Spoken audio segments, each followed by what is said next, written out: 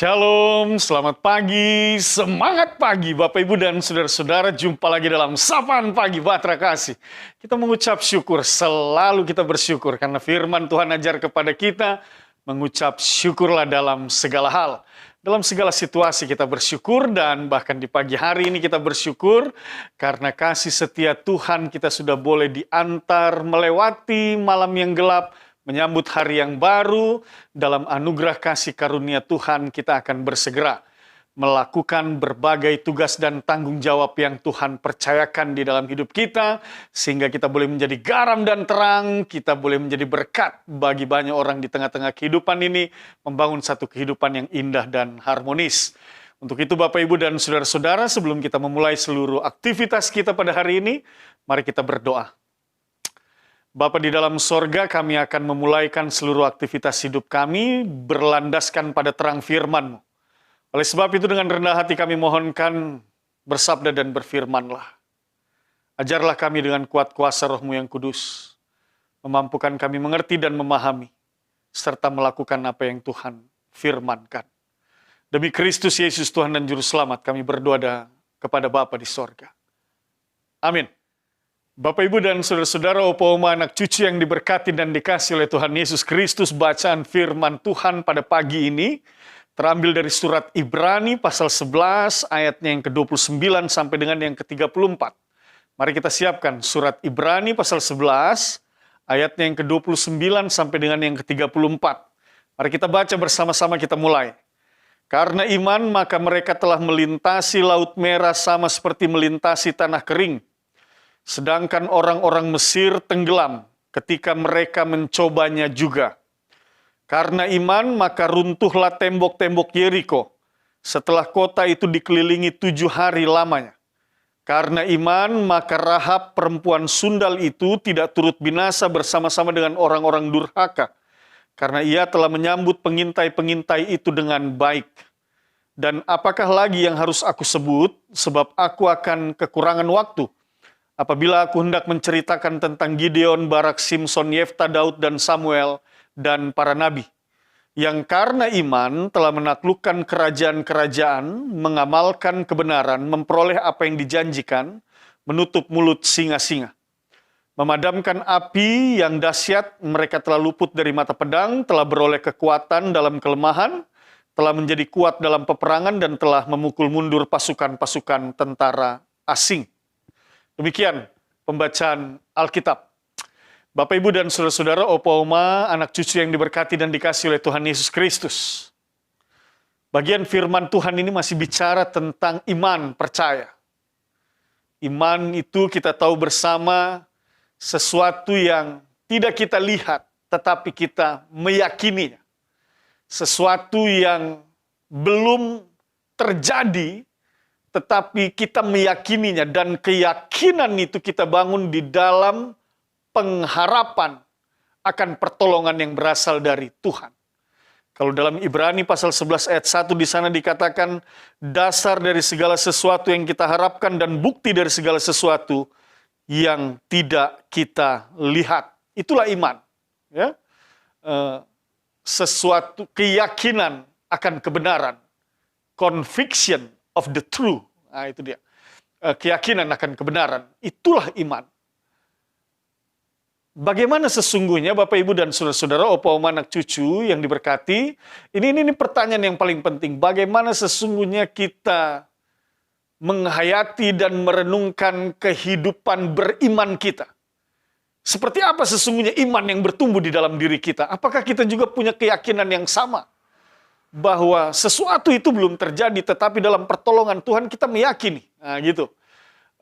Sesuatu itu akan dibuktikan sekalipun kita belum lihat, tetapi kita percaya dalam pengharapan dengan mengandalkan Tuhan, kuasa Tuhan, pertolongan Tuhan, bahwa bukti itu akan dinyatakan. Apakah itu ada di dalam diri kita, atau selama ini di dalam hidup kita yang terjadi adalah betapa banyaknya kita ragu menatap hari esok, menatap masa depan. Betapa banyaknya dan seringkali kita ragu ketika diperhadapkan dengan pergumulan dan persoalan, sehingga tidak sedikit mungkin di antara kita yang lupa untuk meminta pertolongan daripada Tuhan. Atau bisa jadi sudah datang minta tolong kepada Tuhan, sudah berdoa, minta didoakan, pendeta, penatua, diaken sudah doakan, tapi masih aja ragu di dalam diri kita. Apakah ada seperti hal itu?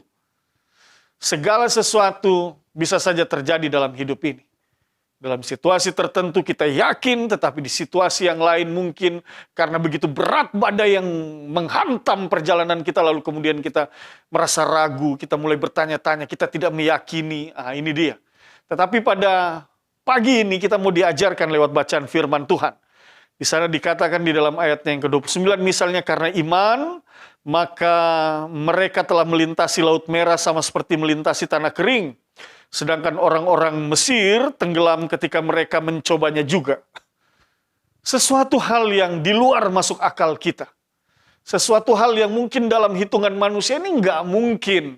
Orang-orang Israel akan melewati Laut Merah. Ini sesuatu hal yang mustahil. Tetapi sekali lagi dalam pertolongan Tuhan, nah ini dia. Oleh karena iman yang bertumbuh di dalam diri mereka, keyakinan mereka kepada Tuhan, maka Musa mengangkat tongkatnya dan menyentuh Laut Merah itu, sehingga Laut Merah itu oleh angin, firman Tuhan katakan semalam-malaman oleh angin Allah membelah Laut Merah itu. Nah itu dia. Sehingga orang-orang Israel berjalan di tengah dan laut yang ada itu menjadi tembok di kanan kiri mereka. Ketika orang-orang Mesir mencoba melakukan hal itu, apa yang terjadi? Firman Tuhan katakan orang-orang Mesir tenggelam. Oleh karena tidak ada keyakinan, oleh karena mereka tidak percaya kepada Allah, oleh karena mereka hanya melihat ke depan lalu melakukan segala sesuatu. Mereka pikir mereka bisa juga melakukan, padahal mereka tidak memiliki keyakinan akan hal itu. Saya dapat membayangkan bahwa tetap akan ada ketakutan-ketakutan. Para prajurit itu berani berjalan di tengah-tengah lautan yang kering itu, kanan kiri mereka juga ada tembok, tetapi penuh dengan ketakutan-ketakutan, sehingga yang terjadi adalah pada akhirnya mereka tenggelam di Laut Merah itu.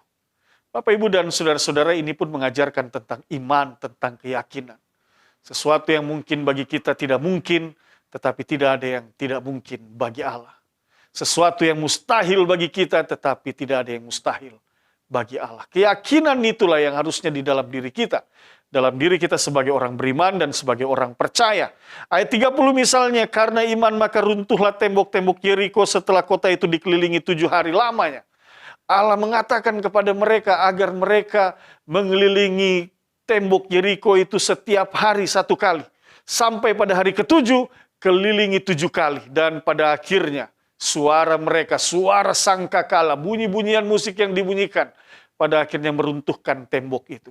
Bapak, Ibu, dan saudara-saudara, kalau kita pikirkan ini lagi secara logika, secara pikiran manusia, apakah hal ini mungkin terjadi? Apakah mungkin tembok itu dapat diruntuhkan dengan cara yang mereka lakukan? Tetapi Bapak Ibu, siapa yang menunjukkan cara itu? Siapa yang mengajarkan kepada mereka?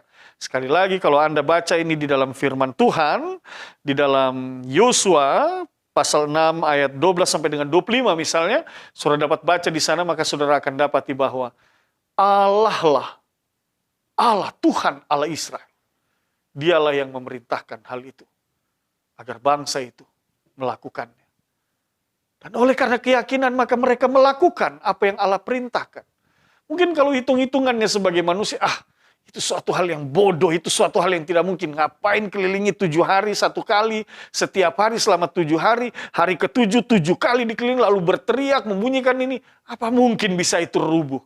Mungkin kita akan berpikir, ini tidak mungkin. Mungkin juga ada orang yang ragu dan ada orang yang, tidak mungkin, saya lebih baik mundur, saya lebih baik tidak ambil bagian, saya lebih baik tidak melakukan hal ini suatu hal yang tidak mungkin. Nah ini dia Bapak Ibu, ini bicara soal iman. Kadang-kadang oleh karena ketidakyakinan kita, maka kita jelas memperlihatkan bahwa kita tidak beriman. Tapi orang yang beriman, maka firman Tuhan mau ajarkan, ia yakin atas apa yang diperintahkan oleh Tuhan Allahnya dalam hidup ini. Oleh sebab itu, seberapa dalam sebenarnya engkau meyakini ajaran-ajaran Tuhan, perintah-perintah Tuhan dalam hidupmu, sehingga hal itu mencerminkan iman percayamu. Kalau hari ini engkau katakan, aku beriman Pak Pendeta, aku sangat mengimani Allah di dalam Kristus Yesus, Tuhan dan Juru Selamat. Tetapi kalau engkau tidak melakukan ajarannya, engkau tidak melakukan perintahnya, apakah engkau masih layak untuk disebut sebagai orang yang beriman? Oleh sebab itu, kalau engkau ingin tetap disebut sebagai orang yang beriman, maka satu hal, firman Tuhan mengajarkan kepada kita. Lakukan apa yang Tuhan perintahkan dalam hidupmu. Sekalipun mungkin ketika itu engkau merasakan ini sesuatu hal yang mustahil. Tetapi apa yang diperintahkan oleh Tuhan Allahmu untuk engkau kerjakan berdasarkan firman-Nya, berdasarkan ajarannya, maka itu pasti yang terjadi dalam hidupmu. Tidak ada yang mustahil bagi Allah untuk menyatakan kuasanya dan kehendak-Nya, untuk mendatangkan sukacita dan damai sejahtera bagi hidupnya. Seorang perempuan yang disebutkan namanya adalah Rahab. Apa mungkin, bisa saja saat itu mungkin Rahab tidak meyakini cerita-cerita yang ia dengar bahwa Allah telah menyertai bangsa Israel, memimpin mereka menyeberangi Laut Merah. Berbagai perbuatan-perbuatan Allah itu dinyatakan dalam perjalanan bangsa Israel, sehingga ketika ia tiba pada saat itu di satu kota Yeriko, lalu kemudian Rahab mendengar cerita-cerita itu. Bisa saja Rahab berada dalam posisi, ini dia pengintai-pengintai Yeriko, dia dapat melaporkan hal ini dan memberitahukannya, tetapi tidak. Justru Rahab katakan, aku telah mendengar. Wow, ini dia. Dia telah mendengar berita itu. Dia telah mendengar perbuatan-perbuatan Allah bagi bangsa Israel. Sehingga ia katakan, dan aku percaya bangsa ini telah diserahkan kepada kamu. Sehingga apa yang terjadi? Oleh karena iman itu, Rahab diselamatkan. Bapak, Ibu, dan saudara-saudara yang dikasihi oleh Tuhan Yesus Kristus.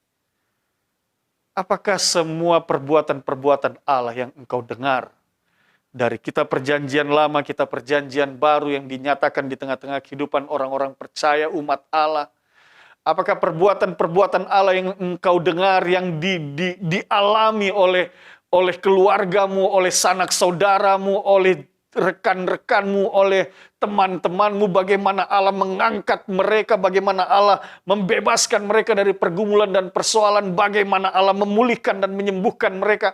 Apakah engkau mendengar berita itu dan engkau aminkan bahwa sungguh perbuatan Allah itu nyata di dalam kehidupan ini? Persoalan kita hari ini adalah betapa banyak perbuatan-perbuatan Allah yang sudah dinyatakan dalam hidup kita. Dan orang-orang yang ada di sekitar kita, tetapi kita sepertinya meresponnya sebagai sesuatu hal yang biasa saja. Sehingga ketika kita mendengar berita, dia yang sudah sakit begitu luar biasa, sakit yang ia alami dan ia disembuhkan, yang harusnya setelah mendengar berita itu, maka kita percaya juga kalaupun saya sakit hari ini, maka saya percaya juga Tuhan akan sembuhkan. Yang terjadi adalah justru kita tidak belajar dan mengambil hikmah dalam perbuatan-perbuatan Allah itu. Yang harusnya ada keyakinan, sebagaimana Tuhan menyembuhkan dia, maka saya percaya, saya pun akan disembuhkan. Itu dia iman. Sebagaimana Tuhan memberikan jalan keluar di tengah pergumulannya, maka saya percaya juga pergumulan keluarga saya pasti diberikan jalan keluar. Sebagaimana beban-beban yang begitu berat yang dialami oleh saudara saya, sanak saudara, sahabat saya, beban yang berat juga yang hari ini saya alami. Sebagaimana mereka diangkat, dibebaskan, dilepaskan, diringankan dari beban itu, hari ini juga saya percaya ada jalan Tuhan, ada kuasa Tuhan yang akan meringankan beban-beban saya, memberikan jalan keluar di tengah pergumulan dan persoalan saya. Itu dia iman yang seperti itu, sehingga ketika kita berada dalam apapun, oleh iman itu kita melipat tangan, mengangkat hati, dan kita pun berdoa kepada Tuhan untuk meminta pertolongan. Iman yang seperti itu yang harusnya ada di dalam diri kita. Kita mendengar banyak perbuatan-perbuatan Allah yang luar biasa di dalam hidup ini. Sebab itu Bapak, Ibu, dan saudara-saudara, sekali lagi, sebelum engkau menjalani hari ini, ingatlah, periksa dirimu baik-baik, iman yang seperti apa yang bertumbuh di dalam dirimu. Sungguhkah engkau memiliki iman itu? Yakinkah engkau, sekalipun engkau belum mengerjakan, engkau belum menyaksikan, engkau belum melihat, yakinkah engkau bahwa pertolongan Tuhan, dalam pertolongan Tuhan, semua akan baik-baik saja. Engkau meminta pertolongan daripada Tuhan, andalkan Tuhan dalam hidupmu, dengan segala pengetahuan yang engkau miliki, hikmat yang berasal dari Tuhan, maka saya percaya kuasa Roh Kudus akan menuntun engkau ke jalan Tuhan, dan di ujung jalan itu, kebaikan, damai, sejahtera, kesuksesan, dan keberhasilan Tuhan sediakan bagimu. Sekalipun jalan itu sulit, ada pergumulan, ada persoalan, banyak kerikil, luka-luka kita mengalaminya. Bahkan tidak sedikit sampai yang berdarah-darah di dalam menghadapi berbagai pergumulan dalam dunia ini. Tetapi kita percaya di ujung jalan itu ada kemenangan, ada sukacita, ada kelepasan, ada damai sejahtera. Dan kita imani itu. Oleh sebab itu kita datang pada hari ini memohon pertolongan Tuhan, penyertaan dan pemeliharaan Tuhan dalam hidup kita, untuk kehidupan suamimu, istrimu, anak-anakmu, orang tuamu, saudara-saudaramu, jemaatmu. Kita minta Tuhan tolong kita semua, karena sungguh tanpa pertolongan Tuhan kita seperti debu, kita seperti kerikil yang tidak punya apa-apa. Tetapi oleh karena pertolongan Tuhan, kita diangkat, kita dilayakkan menerima kasih setianya. Bapak Ibu, mari kita berdoa. Kami mau tetap beriman Tuhan kepadamu ya Allah di dalam Kristus Yesus Tuhan dan Juru Selamat.